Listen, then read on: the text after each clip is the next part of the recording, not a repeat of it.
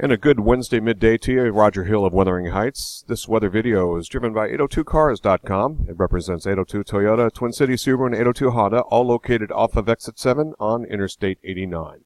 Looking at the last several days of weather, and patterns are starting to change up just a little bit. We still see a lot of evidence of some Greenland blocking.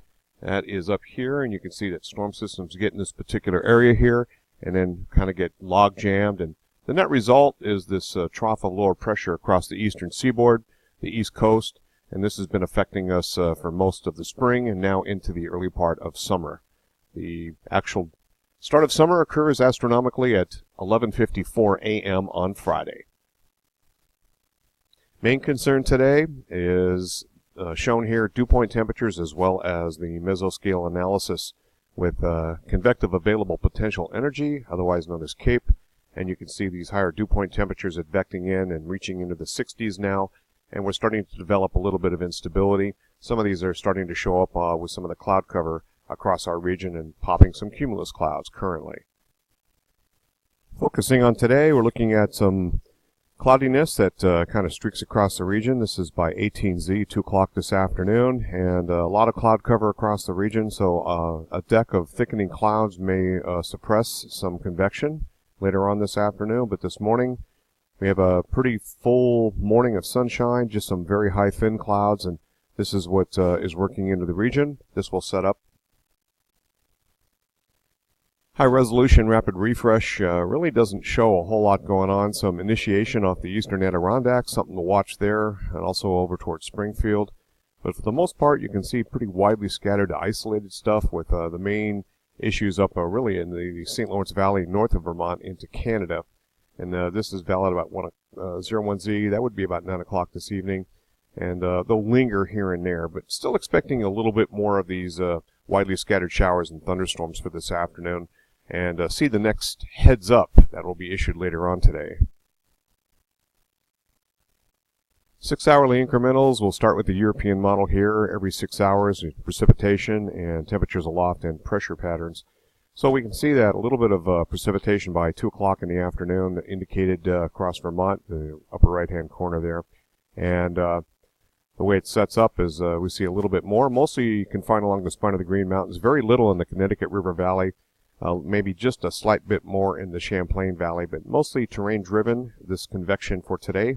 And a weak area of low pressure, 1,005 hectopascal, moves across the northern areas there, and that's where the main frontal boundary will be. This is valid by 8 o'clock tomorrow morning on Thursday.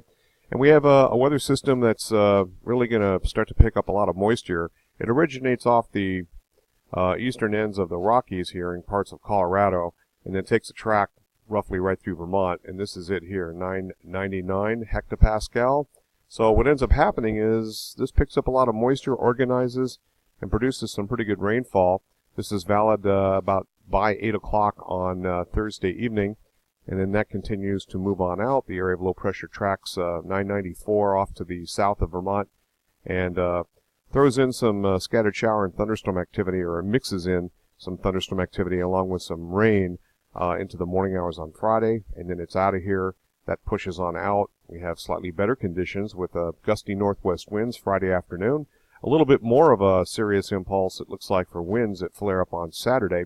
And gradient wind gusts may be a little bit above thresholds, but it looks like on Friday afternoon just a little bit below thresholds. So the gradient tightens up. This is again Saturday. Looking at a little bit of thunderstorm activity as well, just right over Vermont. This may be spurious, I'm not really sure yet.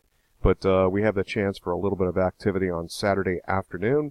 That moves on by, and then the pressure gradients relax for a pretty nice day on Sunday. Sunday's a good project weather day, as is Monday, with a caveat that we don't see that incoming weather system off to the west over the Great Lakes begin to kind of ruin our situation here.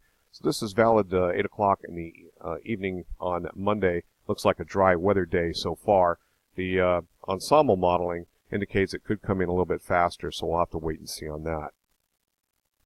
This is the GFS ensemble mixed in with the Canadian model, so you can see that looking at the blue line here, this is the deterministic run, and you can see of the GFS some pretty impressive water here precipitable water moisture is also impressive, and that's 3-hourly QPF. Let's take a look at the total QPF, and you can really get a good idea. We're probably going to end up somewhere between 1.5 and 2.5 inches, but you can see that the medium line here, at least the European and the GFS, has been coming into pretty good agreement that this is a heavy rainfall event that is going to be taking place Thursday afternoon into Thursday night. And you can see right here, let's look at precipitable water. That also kind of shows where things are, and you can see how high that precipitable water is, over 1.6. That's about around 2, almost 3 standard deviations per the European model being indicated.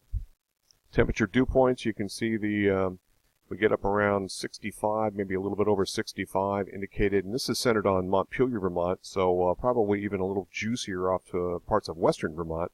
So a pretty humid situation here for during the day on Thursday into Thursday night, and with that high precipitable water, all that moisture, it's going to rain out maybe anywhere from 1.5 to 2.5 inches locally.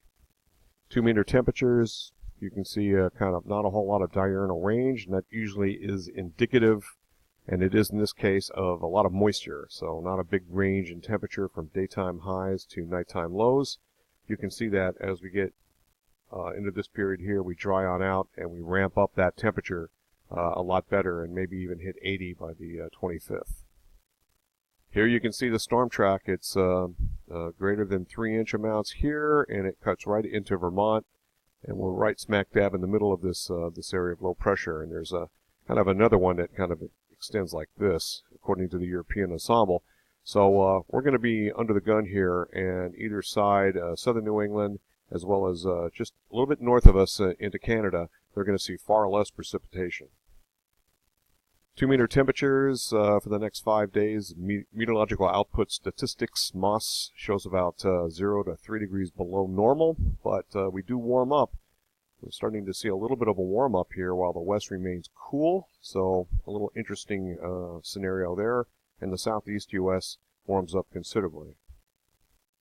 Current snapshot for today anyway, we're seeing below normal temperatures with this the climate reanalyzer showing anomalous surface temperatures.